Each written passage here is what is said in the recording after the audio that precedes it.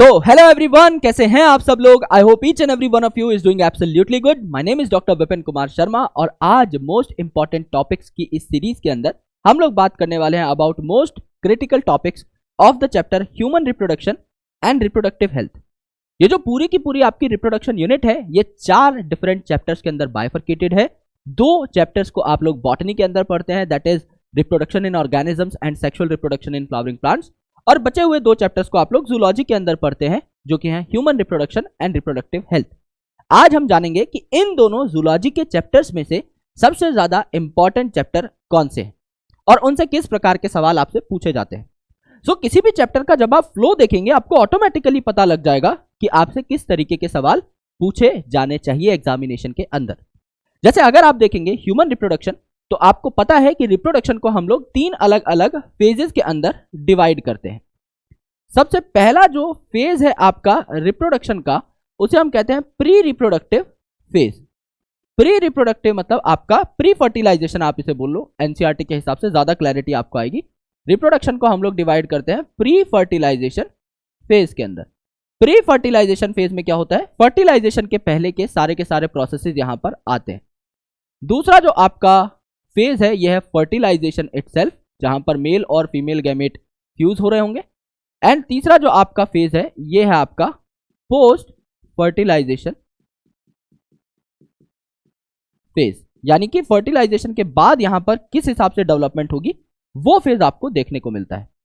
Pre fertilisation में क्या होगा, प्री फर्टिलाइजेशन में 2 चीजें होंगी। पहला आपका गैमीटोजेनेसिस, यानी आपका गैमीट का बनना, एंड दूसरा आपका गैमीट ट्रांसफर, यानी आपका गैमीट्स का एक दूसरे के पास पहुंचना ट्रांसफर होकर। तो गैमीटोजेनेसिस को अगर आप फिर बाइफरकेट करना चाहें तो आपको आइडिया है कि हम लोगों में क्या होता है, ह्यूमंस के अंदर क्या होता है।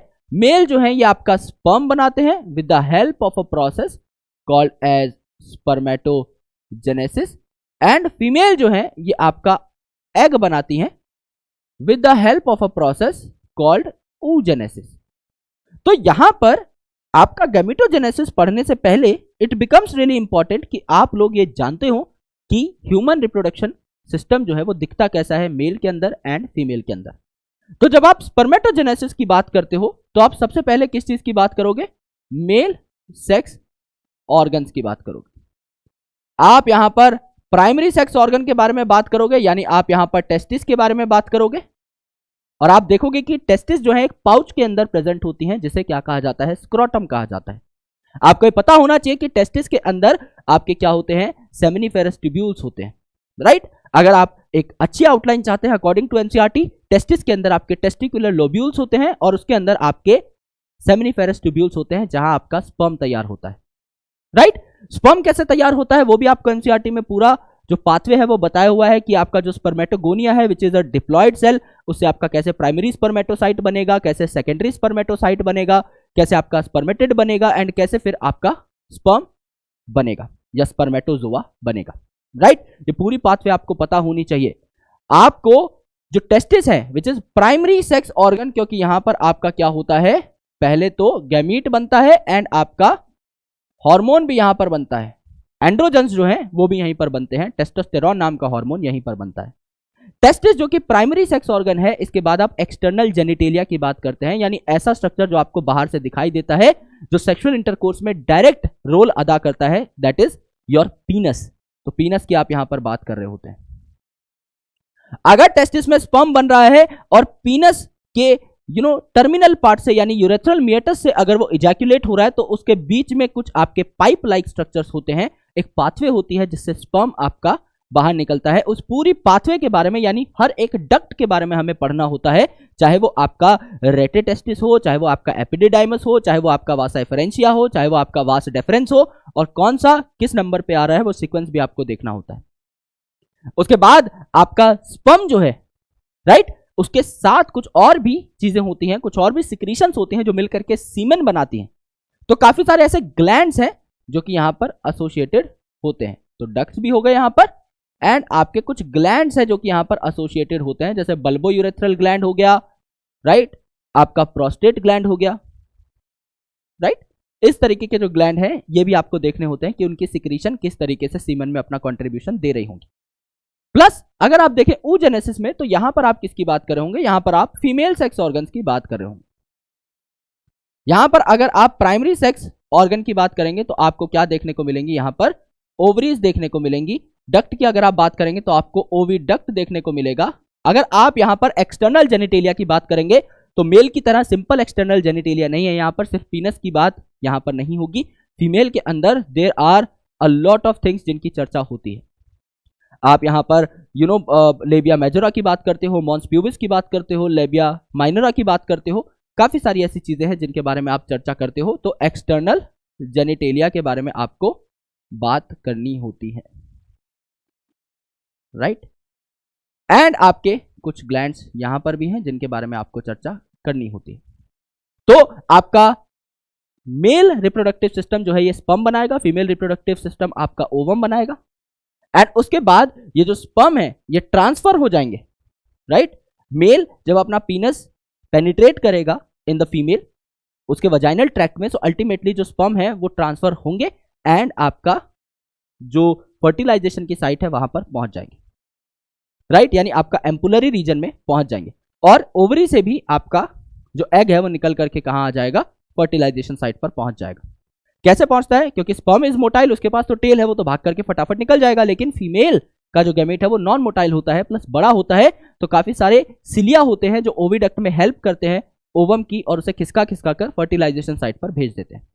अब अगर फर्टिलाइजेशन साइट पर पहुंच चुके हैं मेल और फीमेल गैमेट तो इनका फ्यूजन हो जाएगा और फ्यूजन से आपका क्या बन जाएगा, एक डिप्लॉयड जाइगोट बन जाएगा। और डिप्लॉयड जाइगोट बनने के बाद स्टार्ट होते हैं पोस्ट फर्टिलाइजेशन इवेंट, जहां पर आपका जाइगोट जो है ये किसमें कन्वर्ट होने लगता है, आपका एम्ब्रियो में कन्वर्ट होने लगता है। इस प्रोसेस को हम एम्ब्रियोजेनेसिस कहते हैं। जो एक सिंगल सेल जाइगोट है वो आपका डिवाइड करेगा माइटोसिस से, 2 सेल्स बनाएगा, 2 सेल्स डिवाइड करेंगे 4 सेल्स बनेंगे, 4 सेल डिवाइड करेंगे 8 सेल बनेंगे, 8 सेल डिवाइड करेंगे 16 सेल्स बनेंगे। इसे हम मॉड्यूलर स्टेज कहते हैं, 8 से 16 सेल। फिर आपका और डिवीजन होगा एंड अल्टीमेटली आपका क्या बनेगा, एक पूरा का पूरा ब्लास्टोसिस्ट बन जाएगा, राइट। और मां के गर्भ में ये जो चिपका हुआ ब्लास्टोसिस्ट है और ज्यादा डेवलप करके पूरा का पूरा फीटस बनाता है और आगे चल के पूरा का पूरा वेल डेवलप्ड बेबी बनाता है। मंथ ऑन मंथ चीजों की ग्रोथ होती रहती है और धीरे धीरे नए नए ऑर्गन्स बनते रहते हैं। आपको बच्चे की हार्ट बीट पहले जो है सुनाई देने लग जाएगी, उसका हार्ट बहुत जल्दी बन जाता है, देन आफ्टर उसकी बॉडी पर हेयर्स बनने लगते हैं, उसके लिम्स आने स्टार्ट हो जाते हैं, काफी सारी डेवलपमेंट जो है देखने को मिलती है। और 9 महीने का जो पार्चुरेशन पीरियड है उसके बाद बेबी आपका क्या हो जाता है, डिलीवर हो जाता है। डिलीवरी के बाद मदर की ये रिस्पॉन्सिबिलिटी है एंड मदर की बॉडी भी कुछ इसी तरीके से काम करती है कि मदर लैक्टेट करने लग जाए। यानी एक माँ जो है, जो नई नई माँ बनी है, उनके मिल्क ग्लैंड्स जो हैं, उनकी ब्रेस्ट जो है वहां से क्या है, मिल्क आपका इजैकुलेट होना स्टार्ट हो जाता है, which is supplemented by the Suckling action.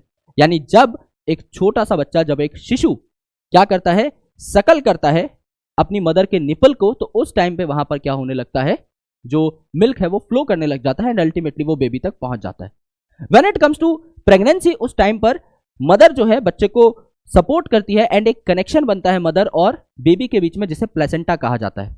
और जब प्लेसेंटा बनता है एक गर्भवती महिला के अंदर, तब जो गर्भवती महिला है उसकी बॉडी में काफी सारे हार्मोन्स बनते हैं। जैसे ह्यूमन के अंदर अगर आप देखोगे तो आपको HCG देखने को मिलेगा, human chorionic gonadotropin and human placental lactogen. और यही वो हार्मोन्स है बेसिकली जो कि आपके प्रेगनेंसी टेस्ट किट को जो है एक बेहतर किट बनाते हैं to test whether a woman is pregnant और नॉट। अगर एक वुमन प्रेग्नेंट है तो जाहिर सी बात है मदर और बच्चे के बीच का लिंक जो है प्लेसेंटा वो बन चुका है, यानी प्लेसेंटा अपने हार्मोन्स बनाना स्टार्ट कर चुका है। तो आपका जो यूरिन है उसमें वो हार्मोन्स बाकायदा दिखने लग जाएंगे, थोड़ी बहुत मात्रा में रिलीज होने लग जाएंगे और प्रेगनेंसी टेस्ट किट पर ये इंडिकेशन आ जाएगी that a female is pregnant. और अगर प्लेसेंटा नहीं बना है तो प्रेगनेंसी किट पर कोई भी इंडिकेशन नहीं आएगी। सो दैट्स व्हाई ऐसे हार्मोन्स का इस्तेमाल किया जाता है जो कि एकदम प्रेगनेंसी के लिए स्पेसिफिक है।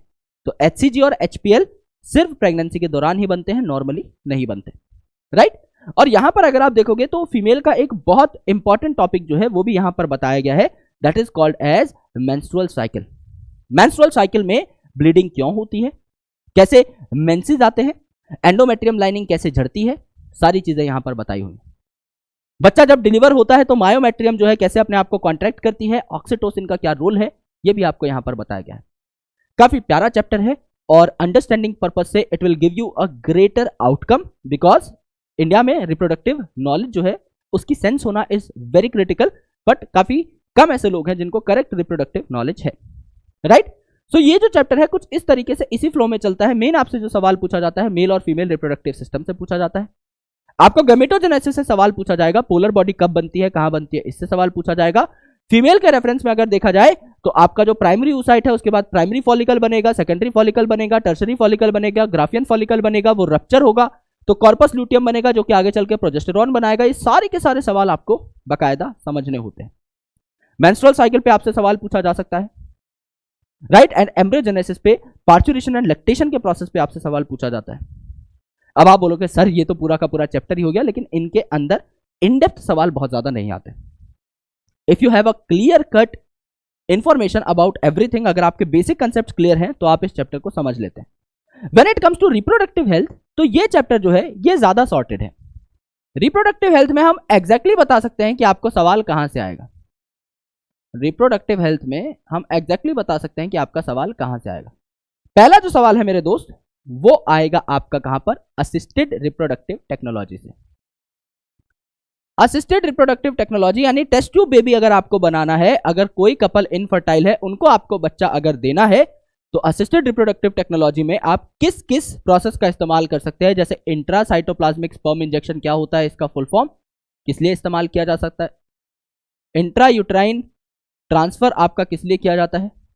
गैमेट इंट्रा फेलोपियन ट्रांसफर किस लिए किया जाता है एंड कौन सा गैमेट इसमें ट्रांसफर किया जाता है। काफी सारे ऐसे शॉर्ट फॉर्म्स है जिनका फुल फॉर्म प्लस आपको बकायदा ये पूछा जाता है कि किस किस चीज के लिए इस्तेमाल किए जाते हैं। एंड सेकंड जो आपका क्वेश्चन आएगा वो आएगा इंट्रा यूटेराइन डिवाइसेस से यानी आईयूडी से। इंट्रा यूटेराइन डिवाइसेस से यानी आईयूडी से। आईयूडी जो है दोस्त इसमें आपसे पूछा जाएगा कि कॉपर रिलीजिंग आईयूडी कौन सी है। जैसे कॉपर 7 है, कॉपर टी है, मल्टीलोड 375 है, कॉपर रिलीजिंग आईयूडी कौन सी है। लिपिस लूप किसके अंदर आती है, आपसे पूछा जाएगा हार्मोन रिलीजिंग आईयूडी कौन सी है, प्रोजेस्टेरोन किस में आती है, एलएनजी 20 किस में आती है। ये सारे सवाल आपसे पूछे जाएंगे, राइट। हार्मोन रिलीजिंग कौन सी है, कॉपर रिलीजिंग कौन सी है, मेडिकेटेड नॉन मेडिकेटेड कौन सी है, ये आपसे पूछा जाता है, राइट। ये नॉर्मल सवाल आपसे पूछे जाते हैं। एक तो आईयूडी पे से आपका सवाल आएगा। बैरियर के सवाल आपको बहुत कॉमनली पता है, अगर आपको जनरल अवेयरनेस है आपको आइडिया होगा कि कॉन्डम किस लिए इस्तेमाल किए जाते हैं, आपकी ओरल पिल्स किस लिए इस्तेमाल की जाती हैं, नॉन स्टेरॉइडल प्रिपरेशन क्यों इंपॉर्टेंट है, आपको एग्जैक्टली आइडिया है इन सब चीजों का if you are a bit aware. Main सवाल आपका इंट्रा यूट्राइन डिवाइसेस के एग्जाम्पल से पूछा जाएगा, मैच द फॉलोइंग टाइप का क्वेश्चन यहां पर आता है। और मेन सवाल आपका असिस्टेड रिप्रोडक्टिव टेक्नोलॉजी से पूछा जाएगा। आपका यहां पर मेडिकल टर्मिनेशन ऑफ प्रेगनेंसी करके भी एक टॉपिक है, एसटीडी नाम का भी एक टॉपिक है, वहां से भी सवाल आते हैं, बट वो जनरल अवेयरनेस के टॉपिक है। अगर आप नॉर्मली उन्हें लाइफ में कभी पढ़ चुके हो आप आराम से रिलेट कर जाओगे और आप उनसे आंसर्स भी निकाल लोगे, राइट। सो यहां पर जो कंसेप्चुअल याद करने की चीजें हैं वो यहीं से आएंगी। बाकी पूरी एनसीईआरटी का सबसे छोटा चैप्टर है, मात्र 8 पन्ने का चैप्टर है। इसको गो थ्रू अगर कर लोगे मुश्किल से 1 घंटा लगेगा और यहां से लेकिन आपके 4 नंबर पक्के हो जाएंगे। ह्यूमन रिप्रोडक्शन भी 13 पन्ने का चैप्टर है, बहुत ही छोटा चैप्टर माना जाता है, लेकिन when it comes to weightage कम से कम 2 से 3 सवाल आपको वहां से मिलेंगे। यानी आज हमने जितनी बातें करी हैं इतना अगर आप कर लेते हो तो आपको मिनिमम 4 क्वेश्चंस यहां से देखने को मिल सकते हैं। यानी मात्र इन 2 चैप्टर से आप अपना 12 से 16 मार्क्स का काम कर सकते हो प्रीवियस ट्रेंड को देखते हुए। तो बाकायदा इन सारे के सारे टॉपिक्स को अच्छे से पढ़ो, इत्मीनान से पढ़ो, अपना पेपर बहुत अच्छे तरीके से देकर आओ and best of luck for your examinations. I hope आपको आज का सेशन पसंद आया होगा। मिलता हूं आपसे इन कमिंग सेशन जहां पर हम डिस्कस कर रहे होंगे कुछ ऐसे ही अमेजिंग टॉपिक्स को and ultimately you need to crack your examination with full zeal. तो आपका ये प्राइम मोटो होना चाहिए कि आप सब कुछ ही पढ़ें, लेकिन at the end of the day it becomes really important कि आप ये भी आइडिया लगाएं कि कौन से चैप्टर सबसे ज्यादा खास हैं, सबसे ज्यादा वेटेज वाले हैं। So thank you so much, lots of love, bye bye, take care, Jai Hind.